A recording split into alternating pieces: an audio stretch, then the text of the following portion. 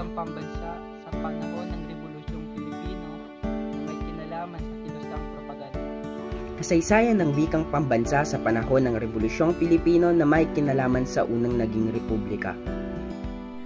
Kasaysayan ng wikang pambansa sa panahon ng Rebolusyong Pilipino na may kinalaman sa katipunan. Rebolusyong Pilipino na may kaugnayan sa pag-usbong ng mga panitikan katulad ng tula ni Andres Bonifacio. Kasaysayan ng wikang pambansa sa panahon ng Rebolusyong Pilipino na may kinalaman sa mamamayang Pilipino. Kasaysayan ng wikang pambansa sa panahon ng Rebolusyong Pilipino na may kinalaman sa katipunan. Kasaysayan ng wikang pambansa sa panahon ng Rebolusyong Pilipino na may kinalaman sa pag-usbong ng wikang Tagalog.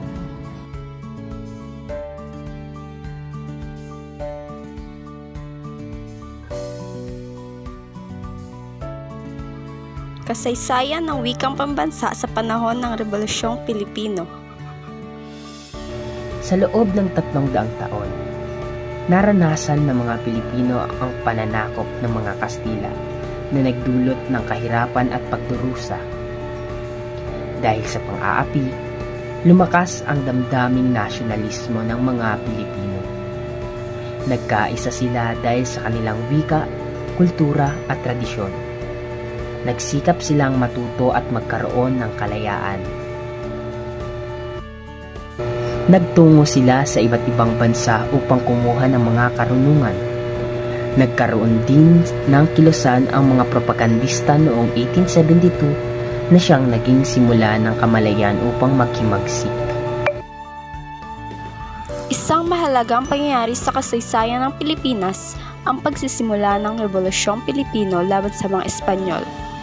Isang mahalagang aspekto ng pangyayaring ito ay ang pag-unlad ng wikang ginagamit sa bansa para makipagkomunikasyon.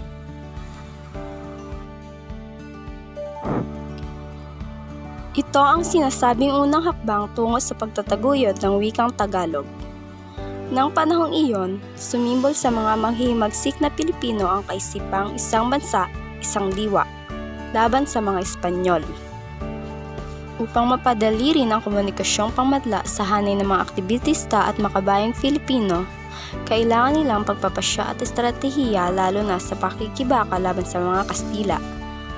Tagalog ang isinigaw ng kataas-taasan, kagalang-galangan at katipunan ng mga anak ng bayan sa pamumuno ni Andres Bonifacio. Paglaganap ng wikang pambansa. Paggamit ng Tagalog. Ang Tagalog na siyang wika ng mga katipunero ay naging pangunahing wika ng revolusyon. Ginamit ito sa mga sulat, mga anunsyo at mga pagpupulong. Pagpapalaganap ng ideya ng kalayaan. Ginamit ang Tagalog upang maipalaganap ang mga ideya ng kalayaan at pagkakaisa sa mga Pilipino. Pagpapalit ng wika ng pananakop.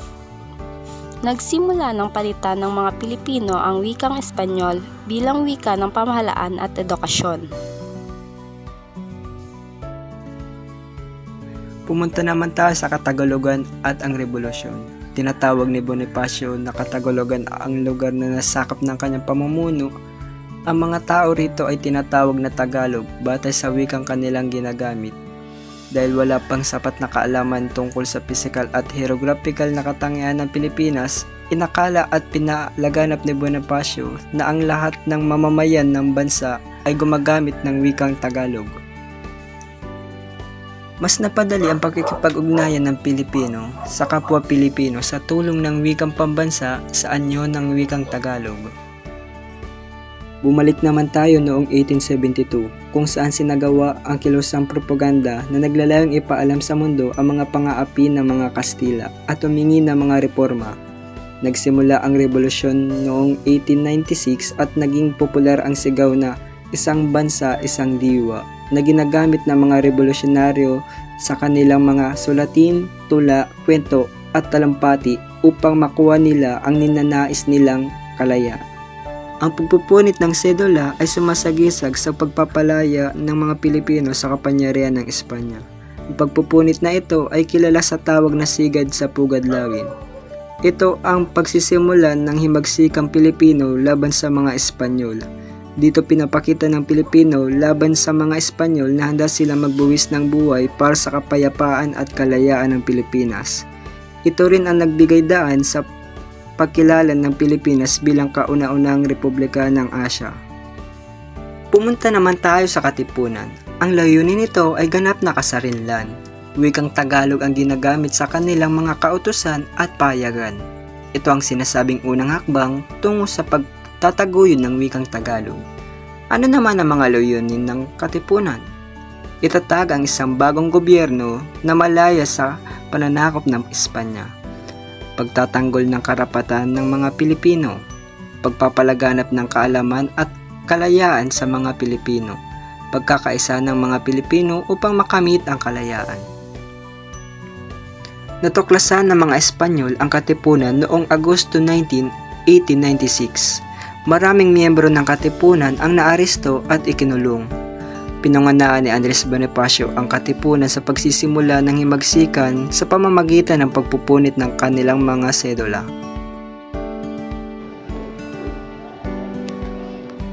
Pag-usbong ng mga bagong panitikan. Pagsulat ng mga revolusyonaryong tula. Nagkaroon ng pag-usbong ng mga revolusyonaryong tula na nagpapahayag ng damdamin ng pagkamakabayan at pagnanais para sa kalayaan. Paglitaw ng mga bagong akda. Nagsimulang lumitaw ang mga bagong akda sa Tagalog na naglalaman ng mga kwento, dula at sanaysay tungkol sa revolusyon. Mga propagandista na nakipaglaban sa mga Kastila. Andres Bonifacio. Siya ang nagtatag ng Katipunan. Wikang Tagalog ang ginamit nila sa mga kautusan at pahayagan. Ito ang unang hakbang sa pagtataguyod ng wika. Isa sa pinakatumatak na tula sa kasaysayan ng Pilipinas ang isinulat ni Andres Bonifacio na may pamagat na Pag-ibig sa Tinubuang Lupa. Tagalog ang wika ng Rebolusyong Pilipino. Ito ang wikang isinigaw ng mga dakilang bayani sa paghahanap ng napakailap na kalayaan sa panahon ng pananakop ng mga Kastila. Pero ano nga ba ang pangunahing mensahe ni Andres Bonifacio?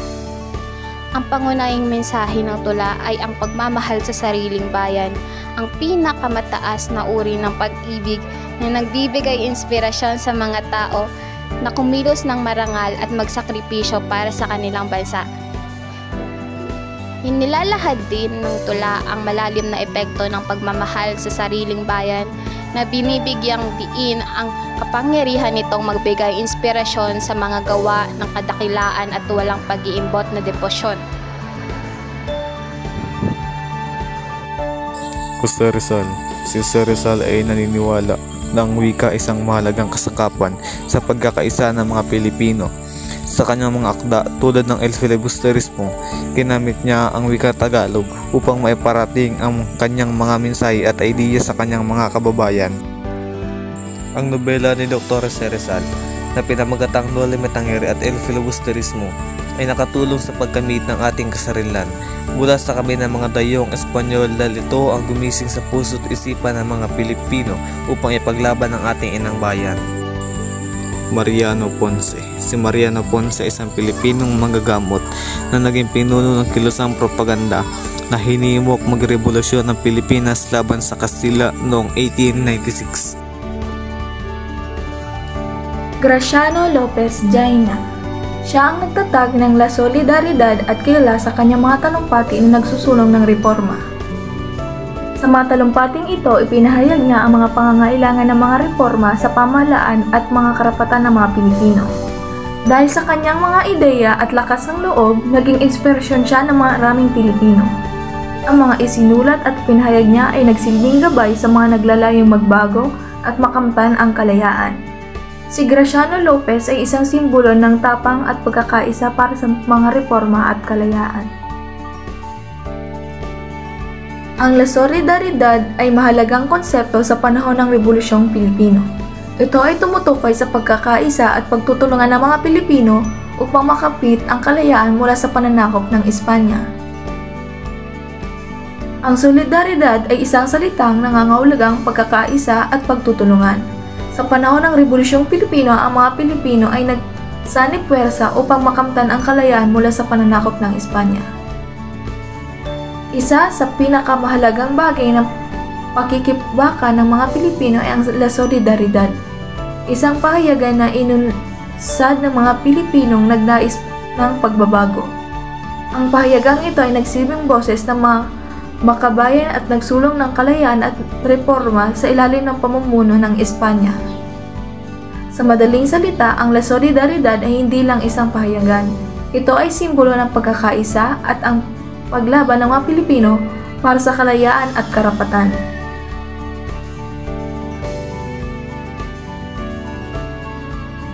Marcelo H. del Pilar, mas mahusay na kilala bilang Plaridel, ay isang Pilipinong manunulat, abogado at mamamahayag.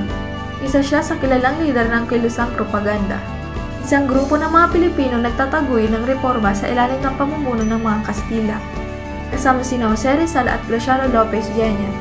Nakipaglaban siya para sa karapatan ng mga Pilipino sa pamamagitan ng pagsulat at pagpapahayag ng mga ideya sa pahayagan. Ang kilusang propaganda ay layuning magbigay ng pagbabago sa gobyerno ng Espanya upang mapabuti ang kalayaan ng mga Pilipino.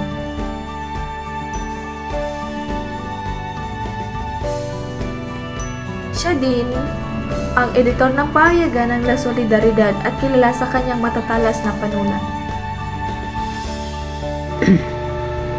Antonio Luna, isang Pilipinong parmasyutiko, doktor at lumaban sa panahon ng revolusyon sa pamamagitan ng pagsusulat. Mayroong impresyon na inaambag sa La Solidaridad. Siya rin ay manunulat na nagsulong ng reforma sa edukasyon. Emilio Aguinaldo, itinatag ang unang republika kung saan isinasaad sa konstitusyonal na ang paggamit ng wikang Tagalog ay opsyonal. Sa mga nangangailangan lamang ng wikang Tagalog ito gagamitin. Ang pamamayaning mga ilustrado sa Asambleyang Konstitusyonal ang naging pangunahing dahilan nito. Ang mga propagandista ay nagkaroon ng malaking impluwensya sa pag-usbong ng nasyonalismo sa Pilipinas. Bagamat hindi sila direktang lumaban sa revolusyon, ang kanilang mga sulatin at talumpati ay nagbigay inspirasyon sa mga Pilipino na lumaban para sa kanilang kalayaan. Ang kilusang propaganda. Ang kilusang propaganda ay isang kilusang reformista na nagsimula noong huling bahagi ng ika-19 na siglo na naglalayong makamit ang mga reforma sa kolonyal na pamahalaan ng Espanya sa Pilipinas.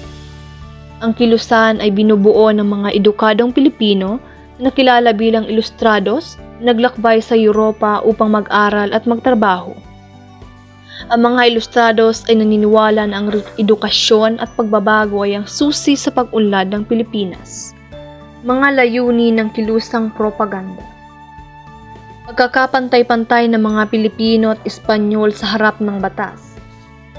Ang mga Pilipino ay tinuturing ng mga mamamayan ng ikalawang klase sa ilalim ng pananakop ng Espanya. Nais ng mga propagandista na makamit ang pantay na karapatan at pribilehiyo para sa mga Pilipino. Pagkilala sa Pilipinas bilang isang lalawigan ng Espanya. Ang mga Pilipino ay nagnanais na maging bahagi ng Espanya bilang isang tunay na lalawigan. Hindi lamang isang kolonya, ito ay magbibigay sa kanila ng mas malaking representasyon sa pamahalaan ng Espanya. Ang pagkakaroon ng kinatawan ng mga Pilipino sa Cortes Generales o Parlamento ng Espanya.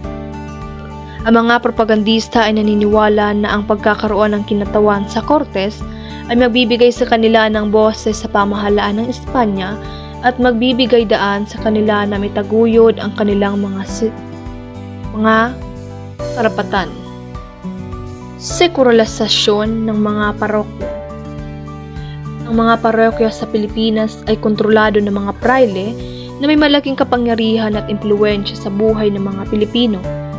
Nais ng mga propagandista na maalis ang mga praile sa kanilang mga posisyon at palitan ng mga Pilipinong pare. kalayaan sa pananalita at pamamahayag. Ang mga propagandista ay nagnanais na makalaya silang magsalita at mag-publish ng kanilang mga ideya nang walang takot sa pag-uusig mula sa pamahalaan ng Espanya. Ang La Solidaridad ay ang opisyal na pahayagan ng kilusang propaganda. Ito ay itinatag sa Barcelona, Espanya noong Disyembre 13, 1888 at unang inilathala noong Pebrero 15, 1889. Ang La Solidaridad ay naging isang mahalagang kasangkapan sa pagpapalaganap ng mga ideya ng kilusang propaganda sa Espanya at sa Pilipinas. Ang pagtatapos ng kilusang propaganda. Unang Republika. Nang itinatag ang Unang Republika sa pamumuno ni Aguinaldo, isinaan sa konstitusyon na ang paggamit ng wikang Tagalog ay opisyal. Sa ilalim ng pamumuno ni Emilio Aguinaldo, ang paggamit ng Tagalog ay opisyal lamang ayon sa konstitusyon. Hindi ba ito naging wikang opisyal o pambansa sa panahong iyon? Bagamat opisyal na wika ito sa konstitusyon ng Biak na Bato noong 1899, hindi pa rin ito itinalaga bilang wikang pambansa. Kaya naman ang konklusyon ay nagpapahiwatig ng isang malungkot na katotohanan. Ang Tagalog ay naging biktima ng politika at ang pag-unlad nito ay naantala dahil sa impluwensya ng mga dayuhang wika. Nakakalungkot isiping naging biktima ng politika ang wikang Tagalog. Nag-uumpisa pa lamang sana itong lumago ay napailalim naman ito sa dayuhang wika.